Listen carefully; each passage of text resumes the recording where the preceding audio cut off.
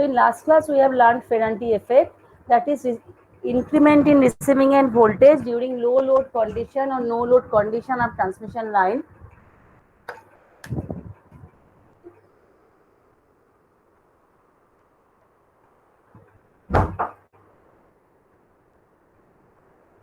And we can improve the Ferranti effect by connecting a reactor at the receiving end. Reactor means inductance. So in short, when there is a reactive power surplus in the system, that means capacitive var is more in the system, then there is a voltage rise issue, and that can be controlled by connecting an inductance in parallel on load side. And when there is a when I am repeating, when there is a uh, huge capacitive power reactive power in the system, that means capacitive reactive power is surplus, then there will be over voltage problem, over voltage issue that we can control by connecting an inductive load at the receiving end or an inductor at the receiving end. When there is huge inductive var in the system, that means huge inductive power demand in the system, then there will be under voltage problem. Voltage will drop at the load end. At that time, we should connect a capacitor at the uh, receiving end of the transmission line. So in short, during over voltage problem, we have to connect the inductor, and during under voltage problem, we have to connect the capacitor. And obviously, when the condition will be changed, then we have to withdraw the compensation. So additional capacitor or inductor are called compensation. Next is measurement of characteristic impedance and ABCD parameter of the line. You will perform one experiment on this when you will be in second semester. So you know that Vs equal to AVR plus BIR and Is equal to CVR and DIR, and obviously both end of the transmission line are not available from the one end. As in case of in lab, you can get the input side and output side of a transformer or generator, but you cannot get it from transmission line. So whenever we make an experiment of transmission line in a lab, that means we simulate, we make some approximation. Otherwise, it is not possible. In practical system, it is not possible to access both the end together. So one system operator can get access of only one end. So how we can calculate ABCD parameter physically? Actually, we can calculate theoretically if we know the line parameters that I have discussed. Now, how we can calculate physically or experimentally? What is the practical value? So if you want to calculate that one, what we can do, we can put meter on one side and we put some experiment on other side, and from the meter reading we can calculate the ABCD parameter. That is in your lab experiment in your second semester class. So actually at first let us assume voltmeter, ammeter and phase angle meter are at sending end side. What is the phase angle meter? Phase angle meter is required to measure voltage and angle between voltage and current, because all are AC quantity. Now say we shall perform two experiments when meter is on at sending end side. One is receiving end is short circuited, another is receiving end is open circuited. Now you know, to calculate ABCD parameter we need four equations, because ABCD parameters are four unknowns, so we need four equations. So if receiving end is short circuited, then we can calculate sending end voltage and sending end current. Say that sending end voltage and sending end current is VR suffix RS, IR suffix RS. That means V sending end voltage when receiving end voltage is short circuited, and Is is the sending end current when receiving end is short circuited. RS means receiving end is shorted. So in that case, receiving end is shorted means VR is 0. So if we put VR equal to 0 in the equations of ABCD parameter, then Vs will be BIS and BIR. So obviously BIR and Is will be DIR. Receiving end is shorted, so voltage becomes 0, but current is infinite. So IRS is not 0 or 1. IRS is infinite, theoretically.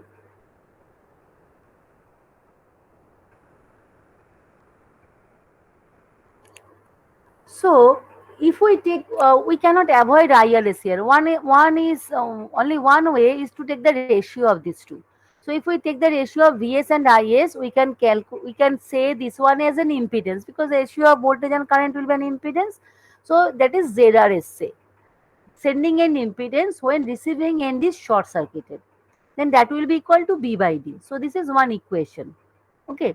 Similarly, if receiving end is open circuited, then obviously open means IR is 0, but VR has some value. Ideally, it should be at the rated voltage. So at that condition also, we can measure the sending end quantities. Now sending end quantities are suffixed by RA. RA means receiving end open. In the same way, we can eliminate VR at the receiving end, and we can get a ratio of voltage and current, that is an impedance. That is sending end impedance when receiving end is open, that is equal to A by C. So we are getting two equations. In the same way, we can get two equations when there are meters at the receiving end. Now AB, this is the equation of ABCD parameter. So if we reverse the position of the quantities, that means if we write to VRIR in terms of VSIS, then ABCD should be inverse. So this is the inverse of a 2 by 2 matrix. Now AD minus BC is 1 for the transmission line. So it will be simply this matrix. So for 2 by 2 matrix, it is 1 by determinant, and diagonal element get interchange their positions, and the off diagonals are negative of that. So in that we can get this one. Now receiving and voltage current in terms of short circuit, sending and voltage and current we can get in this way. Obviously ABCD parameters are same because transmission line is a reciprocal network as well as symmetrical network. Now we put the meters at the receiving end. That means here there is one ammeter and one voltmeter, and there is one phase angle meter which can measure angle between voltage and current. And obviously all these impedance Z dash RO, Z dash RS, all are complex quantity. That's why phase angle meter is required. Phase angle meters will give angle of current with respect to voltage. That means it will be a complex quantity. And you must remember, short circuit means huge current is flowing. So what will be phase angle? Phase angle will be lagging. And when there is open circuit, that means no load. So it is like Ferranti effect. So phase angle will come near to lead. So receiving end and sending end voltage in terms of receiving end voltage and current in terms of sending end voltage and current are this. Now if we put the voltage and meters at the receiving end, then obviously when sending end is short circuited, then we shall put Vs here 0. So just put Vs 0 and eliminate Is. Then we shall get one ratio at the same way I have explained. Similarly, when this is sending end is open circuited, we shall get another impedance. So there are 4 equations, 4 are known. So we can calculate ABCD parameter. Now, if we can calculate ABCD parameter, then B equal to ZC sine hyperbolic gamma L. So from there, we can calculate the characteristic impedance also. Now, transmission line may have equivalent circuit representation. What is the equivalent circuit representation? Equivalent circuit representation means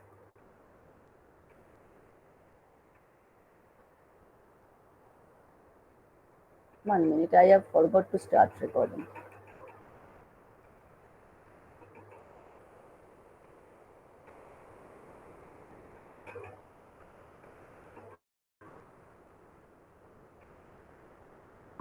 Equivalent circuit means that we shall represent the line by a circuit or model which will be exact model of that. There will be no approximation. So for long line, A equal to D equal to cos hyperbolic gamma L, B equal to this sin hyperbolic gamma L, C equal to this. Now if we get any circuit where which have the same ABCD parameter as long line, then we can say that model is the equivalent pi model. So let us assume series impedance of that pi model is Z dash and shunt admittance is Y dash by 2 for pi model. Then ABCD parameter of pi model will be same as of line. So ABCD parameter for pi model you can get from the circuit analysis, that is A equal to D equal to 1 plus Y dash Z dash by 2. It is it will be same as the nominal pi, because that here only the parameters z and y has been changed to z dash and y dash. B equal to z dash and c equal to y dash plus y dash 1 plus y dash z dash by 4. Now z dash is zc sine hyperbolic gamma l. Zc we can write root over z by y. Now actually we want to represent z dash by the actual quantity of the line, that means impedance and admittance, because zc is not the actual parameter of the line, zc is a derived parameter, zc is the root over z by y in that way. So if we want to eliminate z root over z by y, let us multiply numerator and denominator by gamma l. Gamma is root over yz into l. So this root over yz, if we multiply with root z, then it will be simply small z into l. So it is z dash is nothing but z sine hyperbolic gamma l. If you see the nominal pi model, then this part was absent. That means this part has come only when we take the distributed effect of the parameter. So this sine hyperbolic gamma l by gamma l is representing the distributed effect of the parameters, right? So in that way, we can calculate the element of equivalent pi model. Similarly, if we equate A with the actual value, actual expression, from there we can calculate y dash by 2. Same numerical manipulation, mathematical manipulation, you check it yourself. So from there you get y dash by 2 is y by 2 tan hyperbolic gamma l by 2 by gamma l by 2. So this tan hyperbolic gamma l by 2 by gamma l by 2 was absent in nominal pi. Now it has come to include the distributed effect of the parameter. I hope you can differentiate the between nominal pi model and equivalent pi model of a transmission line. Similarly, we can derive it for equivalent T model. You do it yourself because the similar method. In case of equivalent T model, this y will be replaced by z and z will be replaced by replaced by y. So you will get similar type of expression. Now for lossless transmission line, what will be what is the lossless transmission line? In lossless transmission line, R and G are negligible. So in that case, ZC become root over L by C, and the gamma become only J beta. That means only imaginary part will be there. I have already explained this. So now when this J beta, this sine hyperbolic angle value is very low, then we can approximate this as beta L. So sine hyperbolic sine beta L, then if we write this one, we can write this one approximately as beta L. So from there, beta is root over L by LC. So from there, it root over LC into root over L by C means L. So j omega small n into L. That means reactance of the line. So when there is a lossless line, then series and impedance may be replaced by only reactance of the line. There is no need to include the resistance here. And sine hyperbolic gamma L is J sine hyperbolic gamma L, and the derivation is given here. Similarly, for y dash by 2, it will be simply the capacitive susceptance of the line. G part will not be there because it is lossless transmission line. And generally, long transmission lines are lossless. They are designed and in that way so that power transfer through it much higher as compared to their power loss. So in that way, every line is lossless. Now, when we analyze a power system, then we need this information. What is the line impedance? What is the line capacitance? Then that is actually tabulated for the power system analysis for a big power system in this way. For any particular line, you see, for any particular line, say line 1, at first connection information is given. From which bus up to which bus is connected. But from bus and to bus are ambiguous because that may be interchanged, because for line there is no direction of current. From bus 1 to bus 2 does not mean power will always flow from 1 to 2. Actually, it indicates that power is connected, line is connected from 1 to 2. Sometimes from bus to bus is also not written. It is written simply bus and bus. That means from bus 1 to bus 2, in between bus 1 and bus 2, it is connected. Then line impedance is this one. So line impedance is this one. In which way? That is in this way, right? Assuming actually this line is considered as lossless, so line impedance is replaced only by its reactance. Otherwise, we have to calculate using this one. Always we take equivalent pi model of the line for the analysis. Generally for power system analysis, we do not take the pi equivalent, T equivalent mean model, because there is a bifurcation of the current at the midpoint of the transmission line. It makes the complication calculation complex. Similarly, half line charging is this part, right? So in this way, for it is tabulated line wise. If there be 100 lines of that in that system, then 100 lines will be tabulated in that way. Now, if in at the end of any line, if there be any compensation, if anything is connected, say a capacitor or inductor, that will also be mentioned here. I have not given that table here because that is not included in your syllabus at this age. But if there be any compensation, any inductor or capacitor is connected for that particular line, that information will be there. Since inductor or capacitor is connected always in shunt, parallel, so it is called shunt capacitor or inductor. This is written as always shunt L or C, right? So that you can understand L, not L by C, L or C, so that you can understand there is a compensation included at that line. Okay, and that will be at the end of a line. So it is given at which bus, because compensation is not given at the line, compensation is given at the bus. If there be any line, then that capacitor or inductor will be connected at any bus. So in that way it is included here. Actually, when we use power system data, then there is bus information also. So this shunt information is given there. Okay, but that is actually required for line compensation.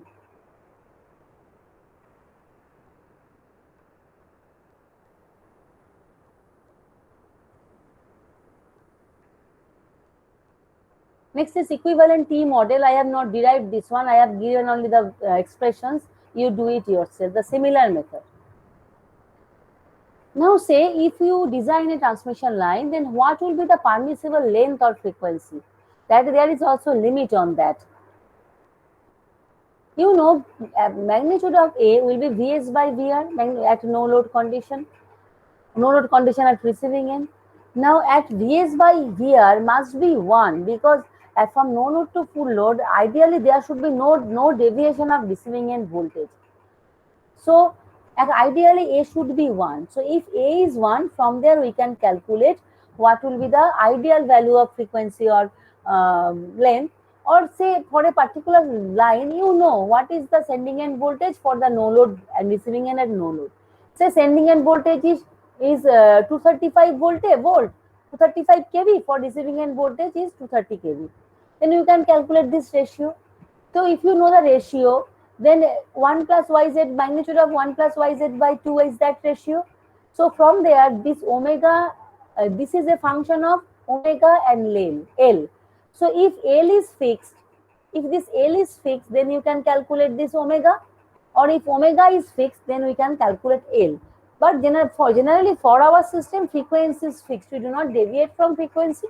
So for a particular frequency, for a particular value of sending end voltage and receiving end voltage, what will be the maximum allowable length of the line, that we can calculate in this way.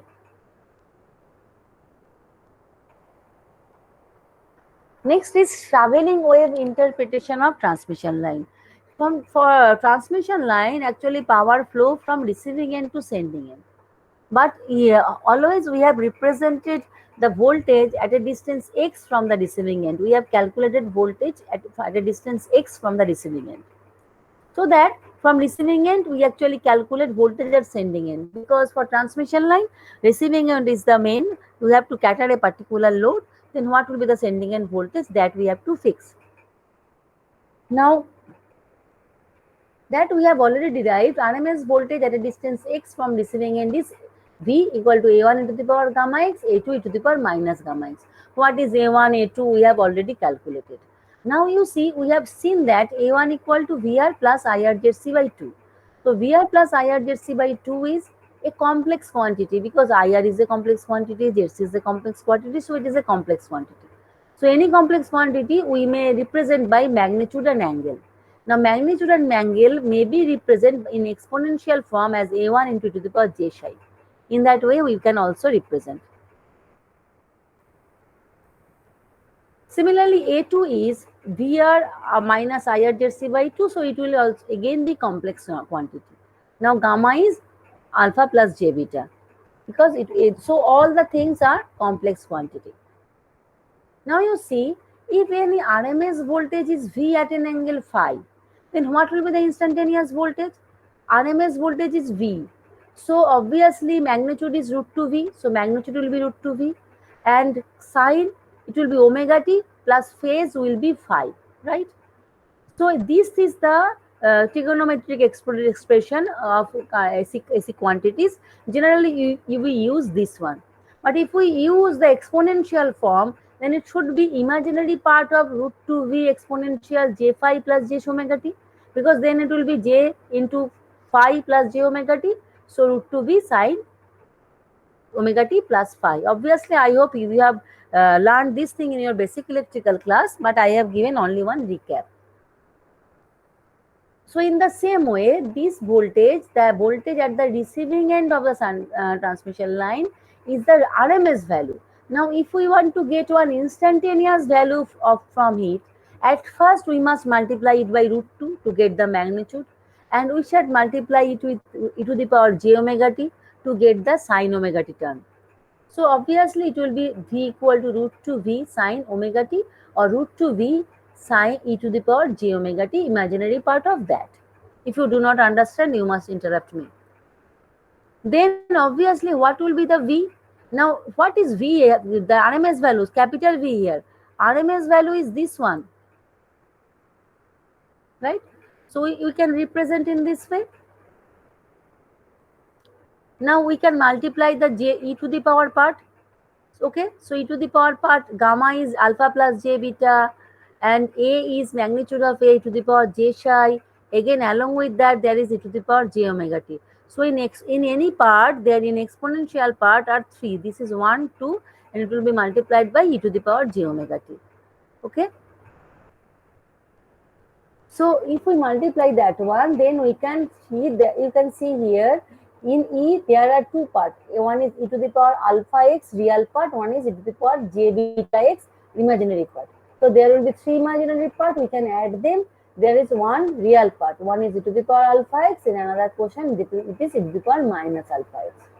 Now, so you see instantaneous value of voltage at any distance x from the receiving end of a long transmission line can be represented by two instantaneous voltage. These two voltages are not same. You see here it is j beta x, it is minus beta x. So these their phases are different. So they are represented by two summation of two AC voltages. Okay. So here, first term root 2 a1 e to the power alpha x e to the power j omega t beta x plus psi. You can write sine omega t plus beta x plus psi. You just see this one. If this is now we are going reverse from exponential to sinusoidal. So if we know the exponential value, then sinusoidal value will be magnitude into sine of the imaginary angle of imaginary part. In our case, there is another term e to the power alpha x, but it is not imaginary. So it will be added at the magnitude portion. Okay. So in that way, it is e to the power alpha x sine omega t plus beta x plus psi 1, and the other part e to the power minus alpha x sine omega t minus beta x plus psi 2. Now this V now we can write as Vi plus Vr, as Vi is the first portion and Vr is the second one, right? Now Vi is called reflected incident wave and Vr is called reflected wave. Why? Why wave? Because these two are changing. Any AC voltage or current quantity are actually waves. So these are also wave. Alpha is attenuation constant, beta is phase shift constant, you know.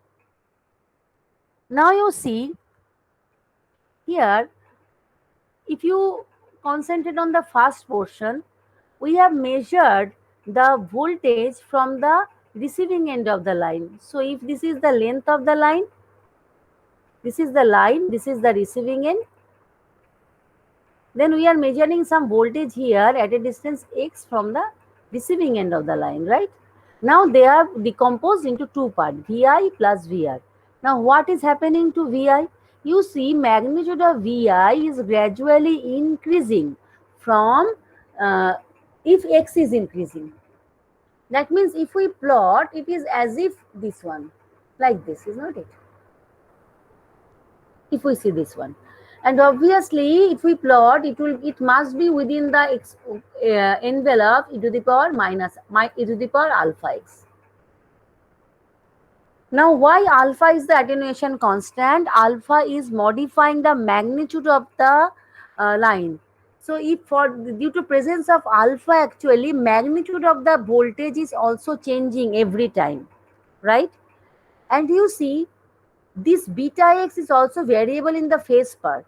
So phase at every time with respect to voltage is not constant. It is not omega t plus psi, but it is changing as beta x. So at this point, this voltage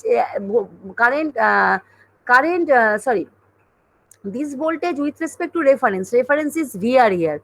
With respect to reference is now say this distance is x1, then x1 angle leading. Then at this point, if it is x2, then it will be x2 angle leading, is not it? So phase is also changing and the voltage is gradually increasing. That means we may assume in this way that as if one wave has been incident here. You know, from like the incident reflection of light, at the source any energy is maximum. So you see, for this incident wave, the voltage is maximum at the receiving end, sending end, and minimum at the receiving end. So we can write this one, we can denote this one as the incident wave, as if voltage from here has incident here and then it is reflected. Understood the incident voltage? Yes, ma'am.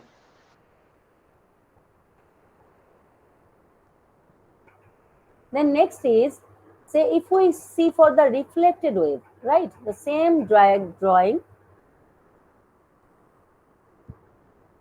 receiving end, sending end. So we are measuring at a distance x from the receiving end, right? Now what is happening to the second part? In second part, you see e to the power minus alpha x is maximum at receiving end and minimum at the sending end. So waveform is like this, right? So it is within the envelope e to the power minus alpha x, right? X is measured from the receiving end, right? So as if, you know, reflected wave is maximum at the reflector and minimum at the source. So if the load, receiving end means load. So if you consider load as a reflector, then the first term is the incident wave and second term is the reflected wave. So at what is V? V is voltage at the line at any point. So if we are assuming here, so at this point voltage is V. So voltage at any point, at any distance x from the receiving end of a long transmission line can be resolved into two traveling waves.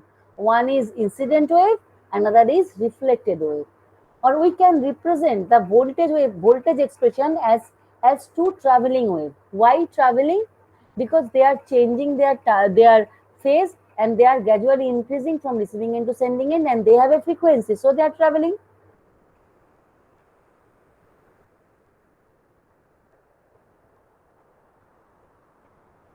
Now next is, say, now that means beta is creating phase shift.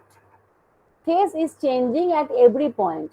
Change of phase is same, beta x minus beta x, but just in opposite sense.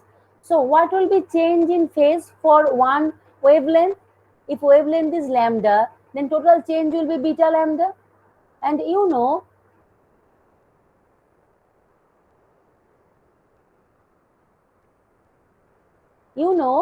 for one wavelength, what is the change in phase for any point on the traveling wave?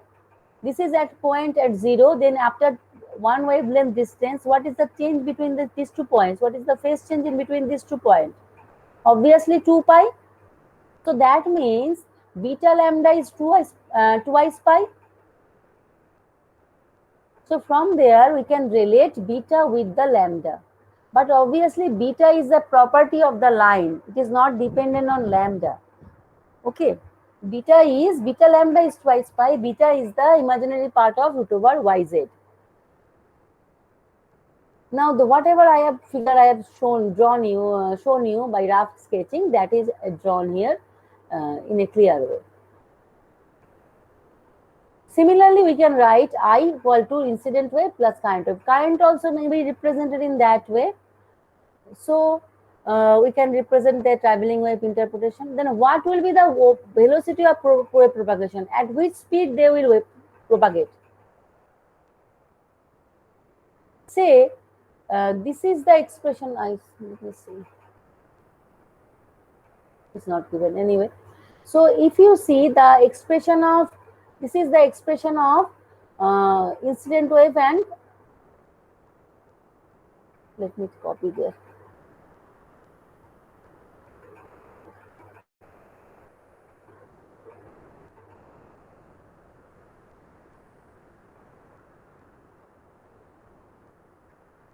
So this is the expression of incident wave and the reflected wave. Now we want to, we know they are traveling, but at which speed? We want to calculate that one. Now how we can calculate? We can calculate speed by making the derivative of the phase with respect to time equal to 0. So in that way, ddt of phase will be equal to 0. From there, dxdt equal to omega by beta. Now you know dxdt for the incident wave will be same because phase change fashion is same. Only the sign will be different. So minus omega by beta will only come, right? Now for lossless transmission line, r equal to 0, z equal to 0. So obviously gamma will be equal to j omega L into j omega c. So simply j omega root over LC. So beta equal to omega root over LC and jc equal to root over L by C. So for lossless transmission line, beta equal to omega root over LC. So from there we can calculate velocity also. So velocity will be this one, and you calculate just for using the value of long inductance and capacitance for single phase 3-wire transmission line. You will get, it will be near to the 3 into 10 to the power 8 meter per second. That will be equal to n lambda. Now, if the receiving end is loaded with the characteristic impedance, we have already discussed that characteristic impedance is the ideal value, ideal load for a transmission line. What will happen if the receiving end is loaded with ZC? Then you see Vi by IR, VR by IR will be ZC. So VR equal to IR ZC. So you know A1 equal to VR plus IR ZC by 2, A2 equal to VR minus IR ZC by 2. So VR minus IR ZC by 2 will be 0. Now where voltage is A1 into the power gamma x, A2 to the power minus gamma x. Now so A2 part will not be there. So only incident wave will be there, no reflected wave. That means all the power will be consumed by the load. There will be no reflected energy. So that will be, obviously that is the ideal condition. And at any point, V by I will be equal to ZC. If you take the ratio at any point of the line, you will get this one. So what is the advantage of sieve? I have already discussed. Now repeating, no reactive power issue, no reflected wave at receiving end, and minimum voltage drop of the line. Then another is another terminology is called tuned power line. What is the tuned power line? When A equal to 1, then it is called tuned power line. That means VR equal to Vs. Okay. And IR is equal to IS. Then it is called tuned power line. So if you consider lossless transmission line, you put A equal to 1. So from there you will get beta L must be multiple of n pi. So if we take n equal to 1, then you will get from there length of the line should be n into lambda by 2. So minimum length n must be 1, not 0. So what is the ideal length of the line for tuned power line? Lambda by 2. Lambda by 2, our frequency, the energy is traveling at the frequency of light 3 into 10 to the power 8 meter per second. Frequency is 50 hertz. So the length of the wavelength will be 6000 kilometer. So lambda by 6000 kilometers, so lambda by 2 will be 3000 kilometer. So it is too long for the transmission line. It is not possible. There will be other issues, voltage drop, everything will come. We need compensation at every point. So generally it is not done, it is not possible to reach in case of transmission line. We can reach this one, we shall not tell not possible. We can reach this condition when we use FACS technology, flexible AC transmission system. Now what is the electrical length of the line? Electrical length of the line is beta L. What is the beta L? You know there is a phase shift from sending end to receiving end. At a distance x, there was phase shift of beta x. Then obviously for total length, there will be phase shift of beta L. Then what is the voltage difference between sending end and phase angle difference between sending end and receiving end is beta L. So that is called, if VR is 0, then VS will be at beta L. That's why beta L is called electrical length of the line. Otherwise, length of the line is 80 kilometer, 240 kilometer in that way.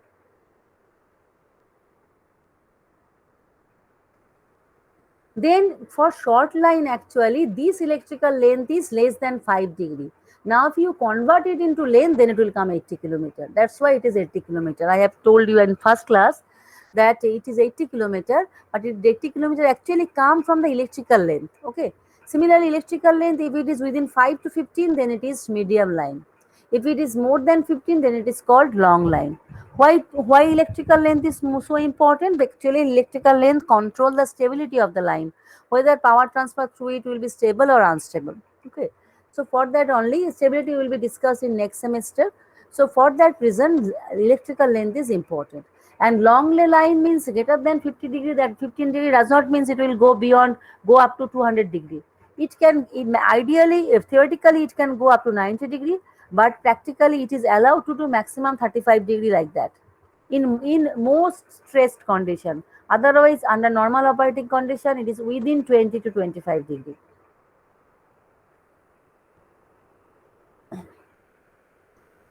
Now see one example.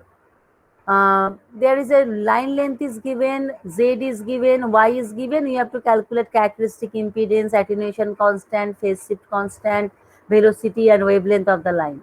Now here ZY is given, so ZC you can calculate. I only want to mention that this root over calculation cannot be done directly in calculator, so you should practice it. Y is root over YZ, so you should practice this type of numerical problem. Velocity is omega by beta. So if you know the beta, then you can calculate velocity. You see it is 2.9 kilometer per second. So it is near to that uh, length, linear to that velocity of light, right? Now from there we can calculate the lambda. Okay. So here the length of the line, if the frequency is maintained 50 hertz, then the wavelength will be modified to this. Then solve the problem 3 that I have given for short and medium line, that you solve using distributed parameter.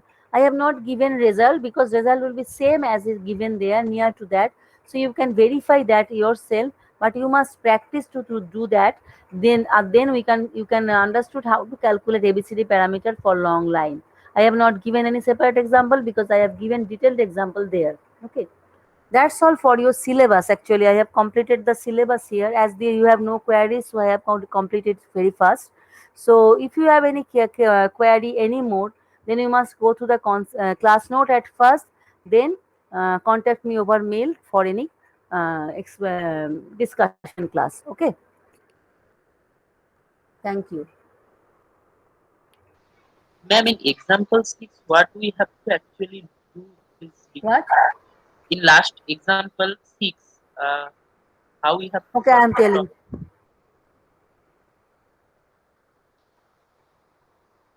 This was the example 3, right? This was the example 3.